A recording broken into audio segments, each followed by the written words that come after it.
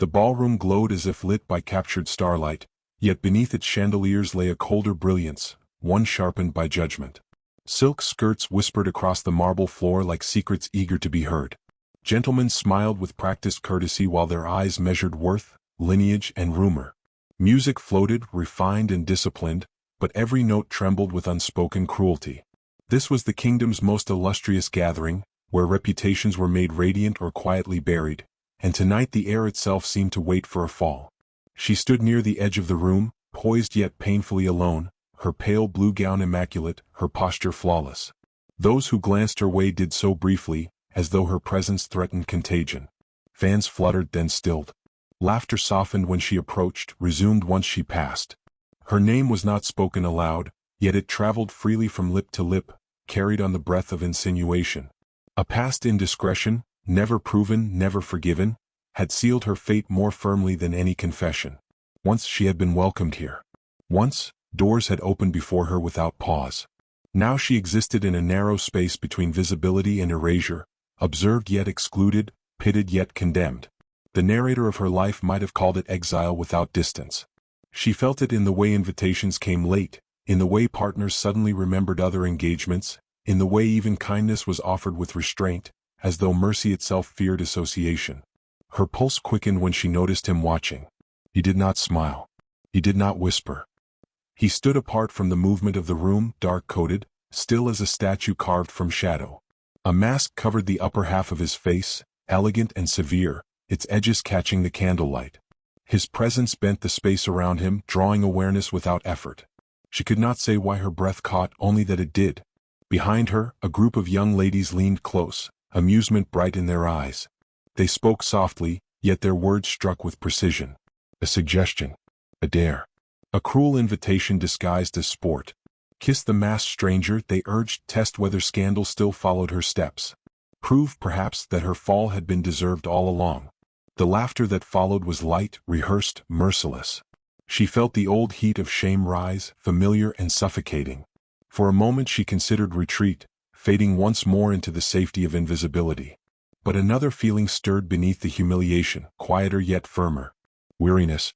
She was tired of shrinking, tired of surviving by careful omission. If the world insisted on seeing her as reckless, then perhaps recklessness could become her armor. Her feet moved before her doubt could intervene. Each step toward him felt both deliberate and unreal, as though she walked through a dream shaped by defiance. The music swelled, the crowd shifted, and still he watched her approach with an intensity that did not waver. When she stopped before him, close enough to sense the warmth of his presence, the room seemed to inhale. "My lord," she said softly, the words emerging steady despite the thunder in her chest. "May I trouble you for a moment of your attention?" Her voice carried the grace she had been taught since childhood, yet beneath it lay a tremor of challenge. She lifted her chin, meeting the gaze behind the mask, and for the first time that evening she felt wholly seen. He inclined his head, just enough to acknowledge her without revealing anything more. When he spoke, his voice was low, measured, and unhurried, each syllable chosen with care. "You may," he replied. The simplicity of the answer unsettled her more than any flourish might have done. There was no mockery in his tone, no surprise. Only acceptance. She leaned closer, aware of the eyes upon them, aware that her reputation balanced on this single breath. The scent of polished leather and something darker, more elusive, surrounded him. Her lips brushed his cheek, light as a vow, a kiss so restrained it might have been mistaken for reverence. Yet the reaction it provoked was immediate. Gasps rippled through the ballroom, sharp and delighted. She drew back, heart racing, expecting dismissal or worse, laughter. Instead, she found his attention sharpened, as though the world had narrowed to the space between them. His gloved hand lifted, not touching her, but hovering near her waist, a gesture suspended between propriety and intention. "You are braver than you know," he murmured, too quietly for others to hear. Before she could answer, the moment fractured. A murmur surged across the room, swelling into something like alarm. Heads bowed. Shoulders straightened. Even the music faltered. A name passed through the crowd, hushed yet heavy, and with it came a shift as palpable as a change in weather. She did not hear the name clearly, but she felt its weight settle around her. Only then did she understand. The stranger she had used to escape her past was no idle participant in society's games. He was power, whispered of with fear and fascination.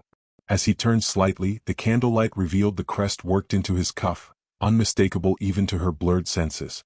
Her breath caught, not with triumph, but with the realization that she had stepped into something far more dangerous than disgrace, and that he was watching her now with interest that promised no easy mercy. Around them, society held its breath, sensing an unseen turning of the wheel. She felt the fragile line between ruin and revelation tighten beneath her feet. This was no longer a jest born of cruelty, nor a fleeting act of defiance. Something irreversible had begun, forged by choice rather than chance. His gaze lingered, assessing not her past but her resolve, and in it she glimpsed both peril and possibility. Whatever he was, whatever name followed him like a shadow, she knew with sudden clarity that walking away would no longer return her to safety, only to regret. Forever changed. The night did not release her easily.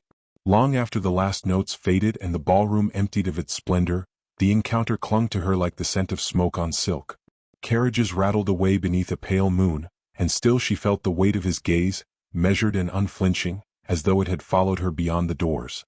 Sleep came fitfully, broken by the memory of his voice and the sudden hush that had claimed the crowd at his unmasking, partial though it was. By morning the city hummed with speculation. Rumor traveled faster than any horse, reshaped by every mouth that carried it. She heard it in the pause before greetings, in the careful phrasing of notes delivered to her door. Some spoke of audacity, others of ambition, still others of a woman who had finally revealed her true nature. None spoke of courage. Courage, she knew, was rarely granted a generous audience. She ventured out nonetheless, determined not to cede the daylight to fear. The street glistened from a passing rain, reflecting the gray sky like a tarnished mirror. As she turned a corner near the bookseller's shop, she sensed a presence behind her, unhurried, precise. When she paused, he stood there, unmistakable even without the mask. His attire was sober, almost severe, yet carried the authority of one accustomed to obedience. "I had hoped you would walk today," he said, as though continuing a conversation interrupted only moments before. His eyes, clear and assessing, held no trace of apology. She felt again the peculiar steadiness his presence induced, unsettling and grounding all at once. "I wish to see whether you would retreat." "I do not," she replied, surprising herself with the firmness of her tone. "Not anymore." The words settled between them, a quiet declaration neither softened nor withdrawn. He nodded, approving not the sentiment but the resolve. From his pocket he produced a single white camellia, its petals unmarred, its stem trimmed cleanly. "Then you should have this," he said. "It will be noticed." There was no question in his voice, only an acknowledgment of consequence. She accepted the flower, understanding its peril. In this city, symbols spoke louder than explanations. To be seen carrying a token from him was to invite scrutiny sharpened into judgment. Yet refusing would have been another kind of erasure.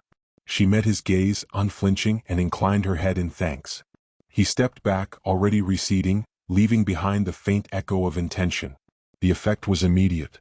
By afternoon, the camellia had been remarked upon, dissected, interpreted.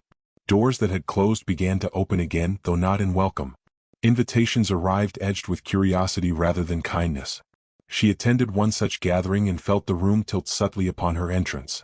Conversations faltered, then resumed with renewed vigor, each glance a question left deliberately unanswered. He appeared later, unannounced, standing beside her as though it were the most natural thing in the world. His presence altered the temperature of the room, cooling bold tongues, sharpening polite smiles into masks. "You are becoming infamous," he observed quietly. "It is a powerful condition." "Power is a dangerous gift," she replied, her voice low. "It demands a price." She did not look at him, but she felt his attention sharpen, appreciative, alert. This was not a woman dazzled by proximity to authority, but one weighing its cost. The scandal grew teeth. A pamphlet circulated, anonymous and unkind, its language florid with insinuation. She read it once, hand steady, then burned it, watching the ink curl into ash. That evening, a note arrived bearing his seal. The message was brief, unmistakable. "Meet me at dusk. There are matters you must understand." They met beneath the arches of an old conservatory, glass panes clouded by age and ivy. The air smelled of damp earth and fading blossoms. "You are being tested," he said without preamble. "By them and perhaps by me." He spoke not as a threat but as a truth laid bare. "If you wish this attention to end, say so now." She lifted her chin. "I have endured worse in silence," she answered. I will not retreat because the noise has changed. Her admission carried a tremor, but it did not break. He watched her with something like respect, tempered by calculation. In that case, he said, removing a small velvet box from his coat, we shall proceed deliberately. Inside lay a simple ring, unadorned save for a single dark stone. Wear this when you wish the world to know I am watching. The choice settled heavily in her palm. To accept was to bind herself to his scrutiny and his protection, both equally formidable. To refuse was to step back into the margins she had just escaped. She closed her fingers around the ring, feeling its weight claim her. Outside, the light dimmed, and somewhere beyond the glass, society shifted, sensing another rule about to be rewritten.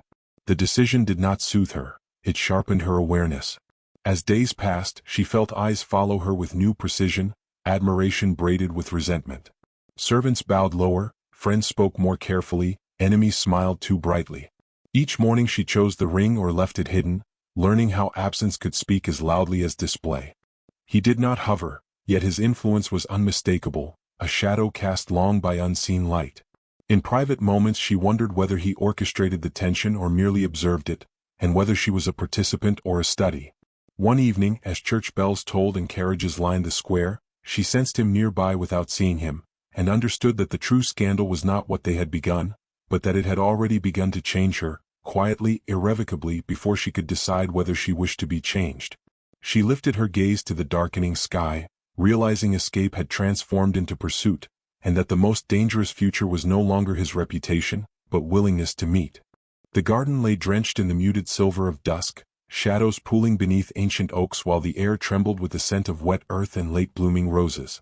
Lanterns, strung along wrought iron arches, flickered as if hesitant to illuminate such a delicate moment. She arrived first, her gown whispering over dew-spotted gravel, the camellia still pinned to her bodice like a silent witness. Every step felt weighted with anticipation, her pulse quickened by memory, rumor, and the understanding that what awaited could undo or redefine her. He emerged from the deeper shadows, his coat dark against the dying light, mask absent now, leaving only the austere perfection of his face, high cheekbones, sharp jaw, and eyes that held both calculation and something more dangerous, more intimate. He regarded her not with appraisal alone, but with the quiet gravity of a man measuring the soul beneath societal performance. You keep the flower, he observed, his voice calm yet precise, but have you considered what it signifies to others? I have, she replied, her tone measured, though the tremor in her fingers betrayed her. And yet I chose to wear it. The words were small, but in them lay defiance and honesty, and for the first time in days she felt the tension between scandal and sincerity bend toward revelation. She wondered if he understood, if he recognized that her actions were not frivolous but necessary, an assertion of self within a society designed to diminish her. He took a single step closer, careful, deliberate, as though proximity carried the power to unsettle both. You have endured much, he said softly, but endurance is not courage. His words were neither condemnation nor flattery, but a mirror reflecting her own fears. She met his gaze, noting the depth behind his intensity, the silent weight of responsibility, the isolation of authority, the shadow of reputation that made him feared far beyond what she had ever imagined. For a long moment, the only sound was the rustle of leaves stirred by a gentle evening breeze. She felt exposed though not threatened. The garden seemed suspended between worlds, the cruel public outside and the private space where truths could be spoken. She drew in a breath, steadying herself against the thrill and danger of his nearness. You see only the surface, she murmured. I have done nothing remarkable except survive the judgment of those who believe my errors define me. He inclined his head, accepting the confession without judgment. Survival is not always evident to the world, he said. But it is apparent to those who look closely. And I am looking. His gaze lingered, neither invasive nor idle, but precise, measuring not her appearance but her mettle. The implication settled between them like a promise unsaid, and she realized with sudden clarity that his attention was a force to be reckoned with, demanding as much careful navigation as the society that sought to crush her. Silence stretched until the evening deepened, the lanterns casting quivering light across stone and flower. Then she spoke, words low, almost hesitant. I did not seek this attention. Yet it finds me regardless. She felt the confession leave her lips as though releasing a weight she had borne alone for far too long. I fear what it will demand of me. He listened without interruption, hands folded behind him, posture both commanding and patient. Attention, he said finally, is seldom neutral. It is either burden or opportunity. One chooses how it shapes the future. Have you considered that your choices may grant you more than they take? His words were measured but charged with significance, offering no comfort, only clarity. She felt the weight of possibility press against her ribs, sharp and unyielding. Her heart quickened, not with fear alone, but with the first stirrings of trust. And if the world does not forgive, she whispered, looking past him to the darkened paths of the garden. If I am judged as I always have been? Then it will be a society judged by your courage, not your past, he replied. His voice carried the finality of a declaration without ceremony, the inevitability of consequence tempered by respect. But you must choose to walk forward, not to retreat. Will you? The question was simple, yet it trembled with magnitude. She understood it was not a request. It was an invitation to step fully into a realm where her past, her reputation, and her desire intertwined dangerously. The wind shifted, carrying the scent of roses mingled with rain-soaked soil, and she felt an urgency she could not name. Her hand brushed against the camellia pinned to her gown, a reminder of their previous encounters, small and yet heavy with meaning. Symbols of affection, tokens of observation, and now a challenge, to claim her own agency despite the peril he represented. She realized the garden had become a stage where they enacted a careful dance, words their steps, glances their rhythm. I will not retreat, she said, voice steadier than she expected. But I am not yet certain I understand what is expected of me. There was truth in the admission, humility without submission, vulnerability threaded with defiance. She met his eyes fully, sensing that in them lay both judgment and possibility, both warning and invitation. He inclined his head once more, a subtle acknowledgement that did not diminish the power of the moment. Then, from his coat pocket, he drew a small object wrapped in soft velvet. She accepted it with cautious hands, aware that the gesture was no mere token. Inside lay a pendant, dark stone set simply, catching the fading light. This is not a gift, he said quietly, but a marker. When you wear it, you acknowledge that our paths are intertwined. It will be seen as you will be. That is the nature of choice. She held the pendant, its weight grounding her even as it reminded her of risk. To wear it was to step further into visibility, to invite attention she could not control. To refuse was to remain obscured, to remain alone, to deny the strange allure of his regard. She did not decide immediately, allowing the moment to linger, suspended, fragile, as the garden breathed around them. Each shadow, each scent, each fluttering leaf seemed to echo the uncertainty and the gravity of the choice before her. When she finally lifted her gaze to meet his, she saw the same patience, the same intent calculation that had unsettled her from their first encounter. It will not be simple, he said, nor will it be safe. But nothing worth claiming ever is. His words carried a weight that transcended threat and promise, touching the edges of her desire and her dread. She felt the shift within herself, a stirring that was neither fear nor certainty, but something between, an acknowledgement that the path ahead was perilous and yet irresistible. The first raindrops began to fall, soft, almost imperceptible at first, tapping against leaves and stone. She did not move to shelter, allowing the coolness to wash over her. He remained close, quiet, an anchor in the shifting night. And in that space between shadow and light, silence and sound, judgment and choice, she understood fully that her past was no longer the only measure of her future. What lay ahead was neither escape nor safety, it was possibility, jagged and dangerous, and entirely theirs to navigate. And as the rain began to gather, pooling in rivulets along the gravel, she knew that the world beyond the garden gates would never be the same, nor would she. The evening air was thick with expectation, the sky painted in bruised shades of violet and indigo as the city below glimmered with gaslight. She arrived at the gala with measured steps, the pendant heavy against her chest, its dark stone catching every flicker of candlelight and reflecting a world both beautiful and unforgiving. Guests turned in polite curiosity, whispers following her as she moved, their volume rising and falling like waves, never fully revealing intent. Every glance felt sharpened by knowledge, every smile seemed a mask worn over a blade. She had learned, over nights of scrutiny and quiet endurance, how to read their signals and respond with careful grace. He waited at the center of the grand hall, unmasked, as the orchestra strings swelled in the vaulted space above. His presence altered everything, drawing focus without effort, bending attention around him like a quiet tide. Even from across the room she felt the weight of his gaze, assessing, deliberate, commanding. He did not smile. Yet the absence of warmth carried a gravity all its own, a magnetic pull that demanded notice.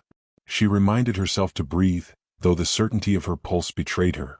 The crowd parted almost reverently as she approached, a subtle acknowledgement of the pact she had entered, both visible and invisible. Her skirts whispered along the polished marble floor, a soft accompaniment to the rising tension.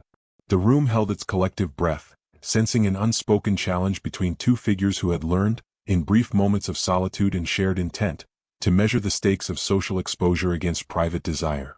When she reached him, he inclined his head slightly, the smallest acknowledgement, but it conveyed far more than words could. "You honor me," he said, voice low, deliberate, carrying a weight that silenced nearby chatter. His eyes, dark and precise, scanned her with a scrutiny that unsettled as much as it reassured. "And yet," he continued, "I wonder if you understand the consequences of your presence tonight." His words were not threatening but edged with the sharp clarity of truth. Every syllable weighed more than a courtly reprimand. It was a reckoning. "I do," she replied, her voice steady, betraying none of the tremor she felt. "And I am willing to bear them." The words, though simple, were a declaration, an assertion of agency that radiated beneath the elegance of her composure. She felt the subtle shift in power, the realization that society could judge but her choice was her own. She met his gaze fully, understanding that he had been both test and guide, observing not her past, but her willingness to step forward regardless of it. He offered his arm with the precision of ritual, a gesture as formal as it was intimate. She accepted, their palms brushing lightly, sending sparks that were invisible to all but them. The orchestra transitioned into a slow, deliberate waltz, the notes curling around them like smoke. Each step was measured, precise, yet imbued with the tension of discovery, of boundaries unspoken and daring to be tested. They moved as if the hall existed only for them, though every eye in the room traced the movement with sharp curiosity and envy. As they danced, whispers followed them, notes of scandal and fascination braided together. Friends and rivals alike speculated in hushed tones, trying to parse the depth of their connection from the distance of observation. Every glance, every pause, every tilt of the head became fodder for gossip. Yet she remained aware of the delicate balance between exposure and control, leaning not on fear, but on her resolve and understanding of his quiet authority. He spoke softly, close enough for her to feel the warmth of his breath, words carefully chosen. "The world watches and judges, yet it misunderstands entirely," he murmured. "They see only fragments and invent the rest. You, however, can choose what narrative endures." His voice was not merely counsel, it was a challenge, a subtle test of courage and self-possession. She felt the weight of history pressing against her shoulders, the unyielding expectations of society, and yet in that moment she felt a quiet surge of freedom. "I cannot control their perception," she whispered, "but I will not allow it to define me." The acknowledgement of her own agency, spoken aloud, shifted something between them. His gaze softened, not in indulgence, but in recognition of the fortitude she displayed. There was no surrender here, no submission to whim or fear, only a measured assertion of self against the rigid strictures of their world. The music swelled, the waltz reaching a delicate crescendo. He paused briefly, tilting his head to meet hers fully. "Then let us act deliberately," he said. "With every choice, every gesture, let them see the truth we create rather than the stories they imagine." His words, calm and deliberate, carried the authority of one accustomed to command, yet tempered by the intimacy of understanding. In that instant, the hall, the guests, and the weight of gossip faded into insignificance. There was only the measured rhythm of steps and heartbeats, and the unspoken promise in their proximity. A sudden hush rippled through the crowd as a minor scandal erupted at the far end of the room. A gentleman of known pride had been caught in a moment of indiscretion, laughter and shock intertwining. She felt the shift in energy, the collective attention bending toward chaos, yet she did not falter. He held her arm lightly, anchoring her, the simple touch a reassurance of solidarity. Society's judgment had teeth, but their connection, subtle and precise, had its own strength. When the music concluded, he led her to the balcony overlooking the city, lantern light flickering across marble balustrades. The streets below glimmered with the reflection of gas lamps on wet cobblestones, a world alive with possibility yet indifferent to their triumphs or trials. She felt the night's chill, the air sharp with rain yet carrying a strange warmth in proximity to him. "You understand now," he said softly, "that influence is neither given nor taken lightly. It is enacted, step by step, choice by choice." She nodded, clutching the pendant beneath her gown, feeling the weight of its symbolism and the responsibility it conferred. "I understand," she said, voice quiet yet resolute, "and I am prepared to enact it."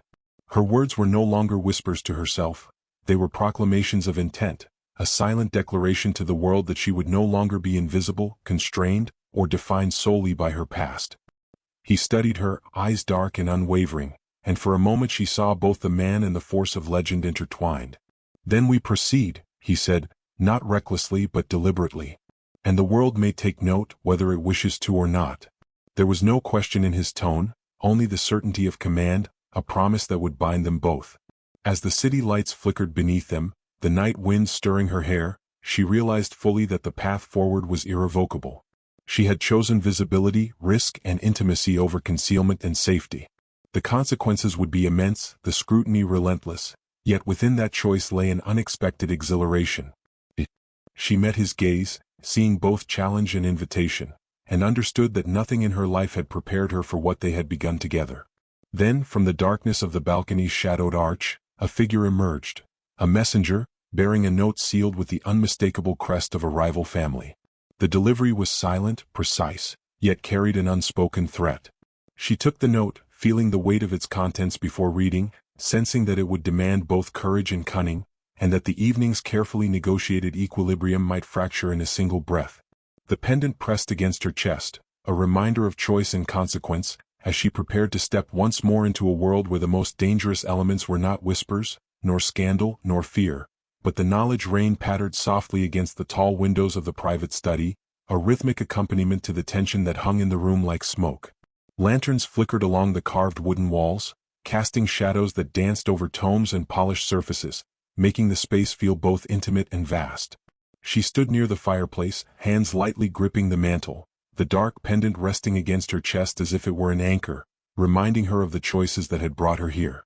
Outside, the storm murmured in relentless persistence, and inside, the air vibrated with anticipation, consequence, and unspoken emotion. He entered without announcement, the door clicking shut behind him with quiet authority. He removed his coat, draping it carefully over a nearby chair, yet his presence filled the room with an energy that was impossible to ignore. Unmasked, unguarded, he seemed simultaneously vulnerable and formidable, a paradox of restraint and intensity. His gaze fell upon her, not with judgment, but with the sharp clarity of someone who understood both risk and reward. "You are here," he said, voice low, deliberate, "and that matters more than you know." She lifted her chin, drawing a slow breath as though inhaling courage itself. "I am here because I must see this through," she replied. The words were steady, but beneath them trembled the awareness of peril, of society's scrutiny, and of the emotional currents she had no map to navigate. Every choice had brought her to this point, and yet she could not foresee the weight of the consequences that lay just beyond the threshold. He stepped closer, the warmth of his presence brushing against the chill that the storm carried indoors. "We have been tested," he said softly, "by rumor, by circumstance, and by ourselves. Few survive such trials unchanged. You have survived, and yet I wonder, have you embraced what that survival demands?" His eyes searched hers with an intensity that left her both exposed and seen, a sensation she had rarely allowed herself to experience. She shook her head slightly, unsure how to articulate the turmoil that had built quietly over weeks of whispered observation, private gestures, and subtle confrontations. "I have not," she admitted, voice almost a whisper. "I have endured. I have learned to move among them, to meet their eyes and answer their questions without faltering. But I have not yet understood what it means to choose fully for myself, rather than in reaction to them." Her confession hung in the air like a fragile glass ornament, beautiful yet breakable. He nodded, as though her words were both answer and question. "Then let us speak plainly," he said. "I do not offer shelter nor protection in the way society would define it. What I offer is recognition, of your strength, your resolve, and the danger that surrounds you. It is a choice, one that will be visible to all and judged by none other than yourself." His hands remained relaxed at his sides, yet the weight of his presence was palpable, guiding, commanding, yet never coercing. The storm outside intensified, tapping against the panes with a force that echoed the surge of emotion between them. She moved closer, feeling the gravity of the moment, aware of the fine line between declaration and surrender. "And if I choose this?" she asked, her voice steadying with resolve. "If I embrace it fully despite what the world may say or do? Then, he replied, stepping near enough that the faintest brush of his sleeve against hers sparked a quiet, electric acknowledgement. We face the consequences together. And the world may bend or break, but we shall not falter.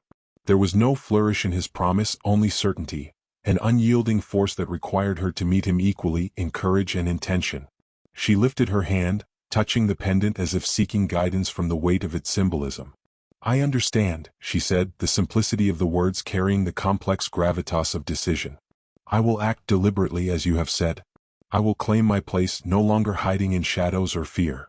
The acknowledgement was more than verbal. It was a physical and emotional alignment, a willing acceptance of risk that had been cultivated slowly through whispers, dances, and fleeting encounters. He studied her for a long moment, eyes dark with calculation and unspoken admiration.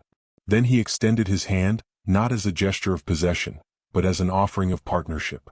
She placed hers within it, the contact brief yet charged with intention, and in that moment, both understood the stakes of what they had embraced.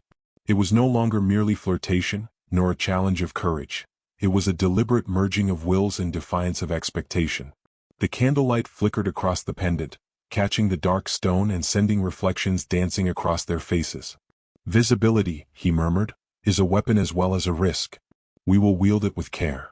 Each word felt like a sharpening of the mind, an acknowledgement that their actions would ripple outward into the corridors of power, influence, and scandal. Yet within the acknowledgement lay a promise, that they would meet those ripples with the deliberate courage that had brought them together.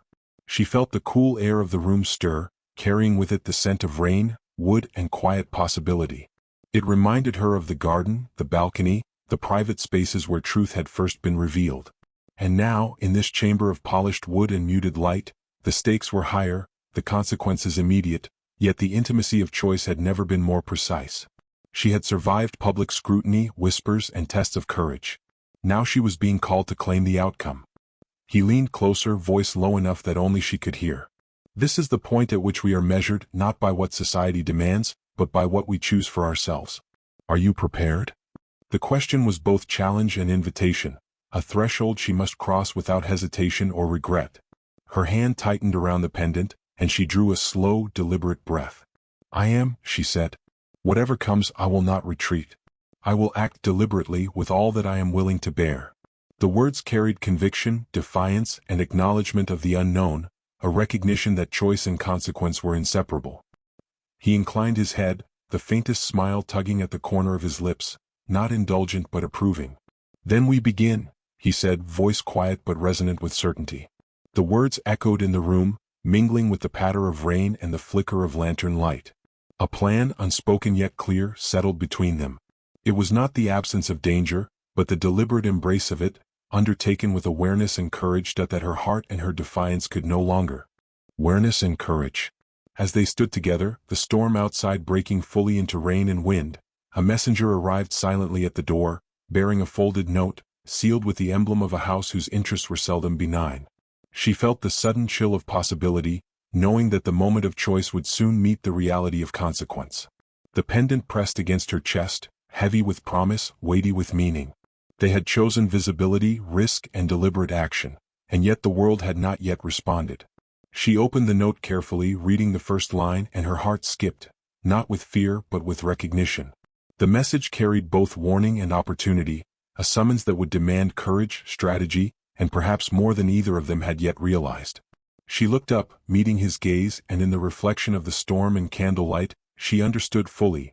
The future they had claimed together was as dangerous as it was undeniable. And in that charged silence, with the rain cascading against the windows and the candle flames dancing between them, she realized that the world would never define her again, because she and he would write the rules themselves, step by deliberate step, into a future uncertain, relentless, and entirely theirs. The storm's final gust rattled the glass as if echoing the promise of upheaval, and she felt the first real thrill of anticipation. The knowledge that the most dangerous path was the one they had chosen. The grand hall was silent before they arrived, a vacuum of expectation that seemed to pause time itself. Candles flickered in gilded sconces along the walls, throwing shadows across marble floors, while the rich tapestries swayed faintly in the evening draught. Outside, the rain had ceased, leaving the cobblestones gleaming and slick, reflecting the gas lamp's pale light like scattered stars. She stood near the far end of the hall, the dark pendant resting against her bodice, her posture taut with anticipation, yet her expression carefully controlled. Every step that had brought her here, the whispered dare, the stolen moments in gardens, the deliberate dances, the measured declarations, had been preparation for this night.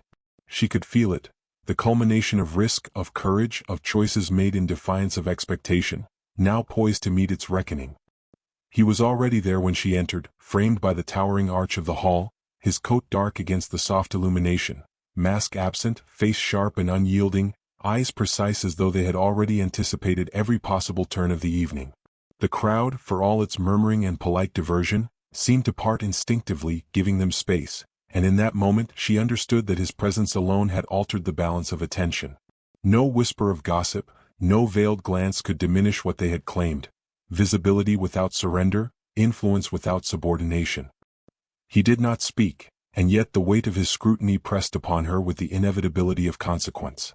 She walked to him with deliberate grace, skirts brushing the floor, the pendant swinging subtly with each step, a symbol of choice, risk, and alignment.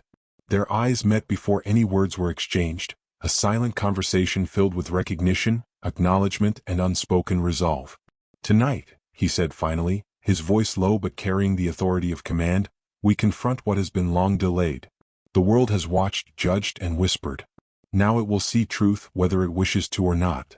"I am ready," she replied, the words steady though her chest swelled with a mixture of fear and exhilaration. "No longer for the eyes of others, but for our own design."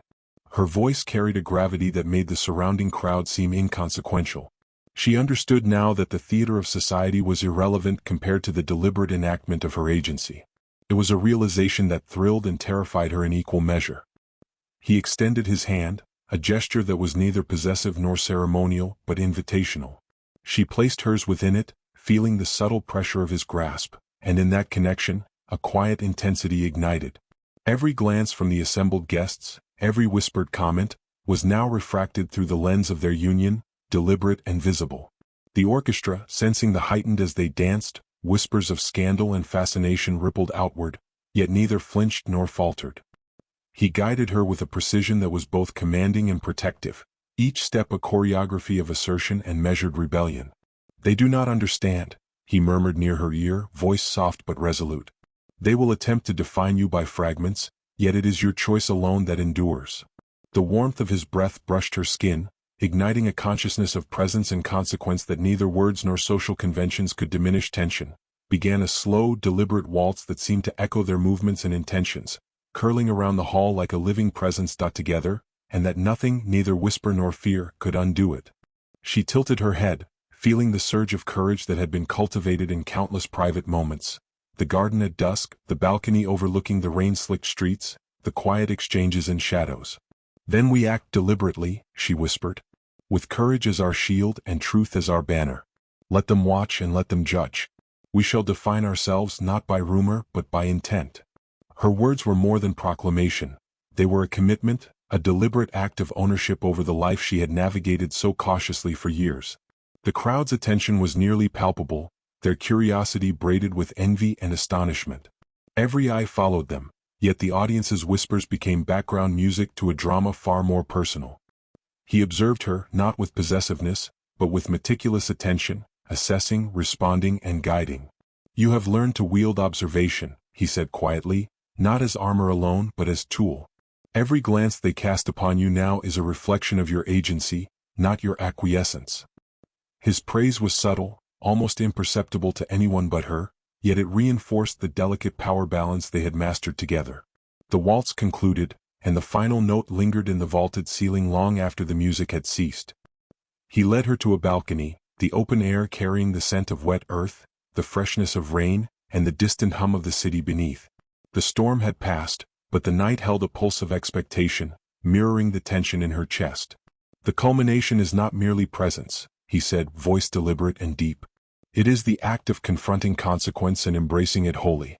Are you prepared to face what comes?"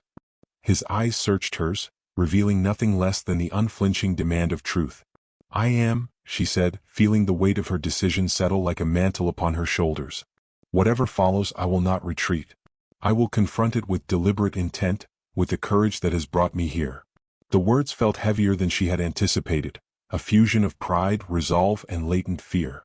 The pendant pressed against her chest, a symbol of commitment, decision, and alignment, as though it pulsed in time with her heartbeat. From the shadows, a figure appeared, bearing news that immediately shifted the rhythm of the evening. A sealed envelope, delivered with precise hands and silent steps, carried a crest she recognized instantly, a family whose influence had long been a thorn in her path. She felt a flicker of anxiety, a subtle shiver that reminded her of the delicate balance between risk and reward. He noticed her hesitation, eyes narrowing with understanding. "It is as we anticipated," he said. "The world tests those who dare to act deliberately. We will respond in kind." The calm certainty in his voice steadied her, yet the tension in the room remained taut, like a bowstring drawn to its limit. She broke the seal, reading swiftly but carefully, the contents demanding immediate attention. A challenge, veiled as an invitation, required both strategy and courage, threatening to undo the fragile equilibrium of visibility and control they had cultivated. She looked up, meeting his gaze fully. In his eyes she saw recognition, approval, and the shared understanding that the climax of all their trials had arrived. No longer was this a game of whispers and observation. It was confrontation at the height of stakes they could not ignore. "I see now," she said, her voice steady despite the racing of her pulse. "This is the measure of all we have chosen, courage not just displayed but enacted." She felt the tension in her shoulders ease slightly, replaced with the clarity of purpose. The storm of scrutiny, scandal, and expectation had not broken her, it had forged her. And in that forging she had found the power to act, deliberate and unyielding. He nodded, taking her hand in both of his now, the grip neither commanding nor tentative but affirming. "Then we proceed, with the understanding that visibility carries consequence and courage carries cost. Yet neither outweighs the power of deliberate choice. We step forward together and the world will respond as it must." His voice carried finality, precision, and the unspoken promise of alliance, intimacy, and challenge. She could feel the weight of his certainty grounding her own, aligning their intentions against the inevitable tests awaiting them. Together they crossed the threshold into the hall, confronting not only the assembled audience but the totality of their own decisions. Whispers erupted anew, speculation woven with awe and indignation, yet their composure remained unshaken. Each gesture, each glance, each subtle tilt of the head became a statement, a deliberate reclamation of narrative from rumor and judgment. She moved with the certainty of one who had faced humiliation, scandal, and private fear, and had emerged not merely intact but resolute. The figure who had delivered the envelope stepped forward once more, now presenting the second challenge, an ultimatum wrapped in the delicate flourish of social protocol, demanding immediate response. She turned to him, reading the expectation in his eyes, and felt the culmination of weeks of tension, risk, and private courage coalesce into one moment. "Together," she said, voice low but unwavering, "we meet it deliberately. Whatever follows, we act as one." He inclined his head, expression softened briefly with a rare flicker of acknowledgement and admiration. "As one," he agreed. The finality of the declaration hung in the hall, almost tangible, a tension suspended between the power of consequence and the assertion of choice. Every onlooker, every whispering guest, was now witness to a force greater than rumor or fear. Two individuals, deliberate and unyielding, commanding their own narrative in a society accustomed to controlling both. As they moved to respond, the weight of scrutiny, anticipation, and peril pressed around them, yet they did so with deliberate grace, measured courage, and a profound intimacy forged in prior moments of shadow, rain, and quiet revelation. Each step was a statement of agency, each breath a refusal to be defined by past errors or societal expectation. The culmination of risk, courage, and deliberate choice converged now in a scene alive with consequence, threat, and undeniable power. And as the first words of response left her lips, steady, precise, and unwavering, the hall seemed to hold its breath. The storm of society, scandal, and personal challenge had reached its apex. Nothing in their past trials had prepared them for the force of attention now focused entirely upon their decisions, yet they faced it together, deliberate, aligned, and unflinching. The final moment, the act of assertion, of courage, of deliberate agency, was imminent, and the outcome, though unknown, carried the weight of consequence, promise, and the undeniable power of two individuals who had chosen, against all odds, to claim their destiny as one.